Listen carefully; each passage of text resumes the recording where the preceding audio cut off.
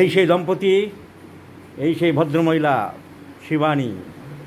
শিবানীর মানসিক সমস্যা দেখা দিয়েছিল, সব সময় ঘন ঘন হাই উঠত, ইনভলান্টারি সাইং ছিল, ম্যাল অ্যাডজাস্টমেন্ট টু দ্য ফ্যামিলিতে একটা ম্যাল অ্যাডজাস্টমেন্ট ছিল।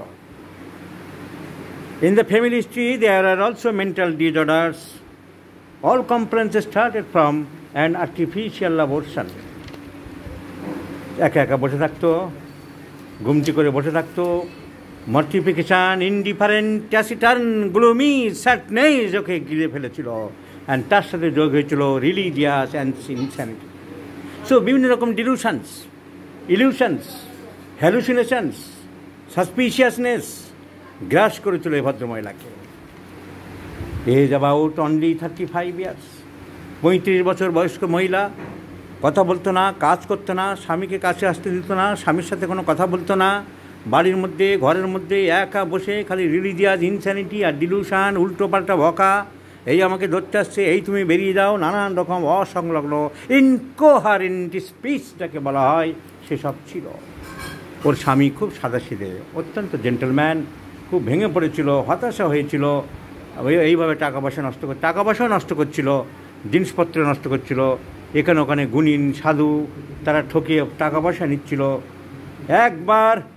একবার মাত্র ওষুধ দিয়েছিলাম, টি occidentalis 0123 once daily in the morning. Considering the different kinds of delusions, illusions, hallucinations, fixed idea, religious mania, and she is completely cured. এরকম সুস্থভাবে বসে থাকতে পারেনি, একটা অস্থিরতা, একটা রেস্টলেসনেস, একটা অ্যাগনি, একটা মেন্টাল টেনশান, একটা মেন্টাল ওয়ারিনেস তাকে গ্রাস করছিল, সর্বভোগভাবে তাকে চরমভাবে বিপর্যস্ত করে তুলেছিল। আর সম্পূর্ণ সুস্থ। I am happy enough. So homeopathy also very famous treatment. It provides also very famous treatment for such mental abnormalities. Once again, I have proved the case. শোনাবো, ওদের মুখ থেকে শোনাবো, দুজনেই বলুক।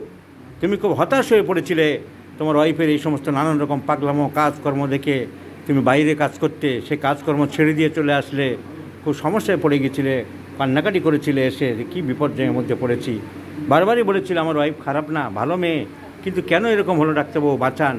এখন তুমি কী বুঝছো, তোমার অভিজ্ঞতা বলো, শেয়ার করো সবাইকে। এখন খুব ভালো আছে, কোনো অসুবিধা নাই, রীতিমতো কাজকর্ম করছে সব।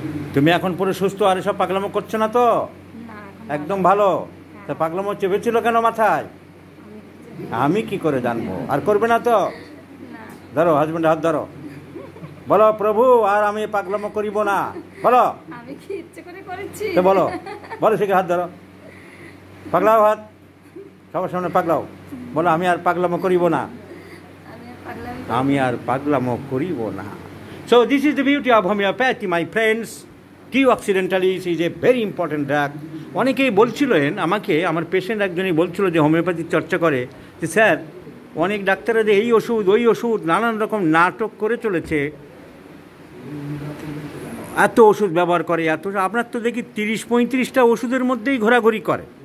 Yes my friends, once again I am telling, ওই 30-35টা ওষুধেই রোগ সারে।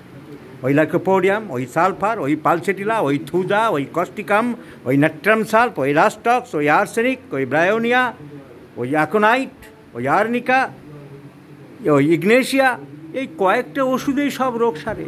আমাদের 2000 ওষুধ আছে, আমাদের 4000 আছে। আমি হোয়াংনান দিয়েছি, আমি ক্যালিকোলোর দিয়েছি, আমি হেকলা লাবা দিয়েছি, আমি অমুক ওই মানে ঘোড়ার ডিম দিয়েছি। এই সব করে কোনো কাজ হয় না। এইসব ওষুধগুলো পরীক্ষা হয়নি, এইসব ওষুধগুলো ব্যবহার হয় না। আমাদের অনেক অনেকে মাস্টার সেজে এইগুলো প্রেসক্রিপশান করে, রোগী সারে না, কিচ্ছু হয় না, ঘোড়ার ডিম হয়। শুধু মাঝখান থেকে নাটক দেখানো হয়, ছেলেদেরকে বোঝানো হয় আমি কত বড় পণ্ডিত, কত ওষুধ আমি জানি। কিন্তু বিশ্বাস করো বন্ধু সব, বিশ্বাস করো ভাই সব, আমি স্ট্রংলি ভদ্র কণ্ঠে আরেকবার ঘোষণা করছি, ওই মাত্র 25-30টা ওষুধেই রোগ সারবে। এই ওষুধগুলো ভালো করে পড়ো। এই aconite, belladonna, rhus tox, causticum, sulphur, thuja, natrum mur, natrum sulph, podophyllum, rhododendron, ruta, sabina, এইরকম মেন ওষুধগুলো, graphites, creosote, hepar sulphur, etcetera. So তোমাদেরকে অসংখ্য ধন্যবাদ। তোমাকে আমি সম্পূর্ণ সুস্থ করতে পেরেছি। ফুলের মতো সুন্দর দেখতে তুমি মেয়েটি, কীভাবে একটা মানে বিপর্যস্ত হয়ে পড়েছিলে, আর তুমিও কাজকর্ম বন্ধ করে কীভাবে হতাশ হয়েছিলে, তোমাদের জীবনে আমি সুখের আনন্দ আবার এনে দিতে পেরেছি। এই জন্য আমি আনন্দিত, গর্বিত। আর তোমাদের মুখ থেকে এই ব্যাপারটা, ঘটনাটা বলে সমস্ত হোমিওপ্যাথিক চিকিৎসক সমাজকে জানালাম। এবং সাধারণ মানুষ যারা ইউটিউবে আমার ভিডিওগুলো দেখে থাকেন, তারা দেখুন, অনুভব করুন, উপলব্ধি করুন, homeopathy can do miracles, can do magic. It is the rational art of healing gifted by the gracious God to the suffering humanity. আর হোমিওপ্যাথিক চিকিৎসকদেরকে বলবো, when we have to do it and our to end is the saving of human life, so any neglect make ourselves thorough masters of it becomes a crime, my friend. So আরোগ্য, আদর্শ আরোগ্য করতে হবে। আদর্শ আরোগ্য কী করে সম্ভব? কেস টেকিং করে, টোটালিটি নিয়ে, অ্যান্টি মায়াজমেটিক ওষুধ দিয়ে, তবেই তুমি হ্যানিম্যানের অ্যাপোরিজম 2 বলতে পারবে। The highest high and only mission is to restore the sick, to heal, to cure, as it is termed. হ্যানিম্যানের অ্যাপোরিজম 1 বলতে পারবে, রোগীকে আমি পুনরায় স্বাস্থ্যে ফিরে আনতে পেরেছি। তবেই তুমি আদর্শ আরোগ্যের সংজ্ঞা বলতে পারবে।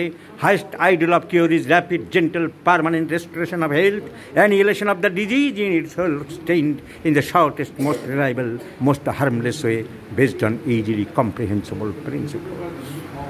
তোমাদেরকে অসংখ্য ধন্যবাদ।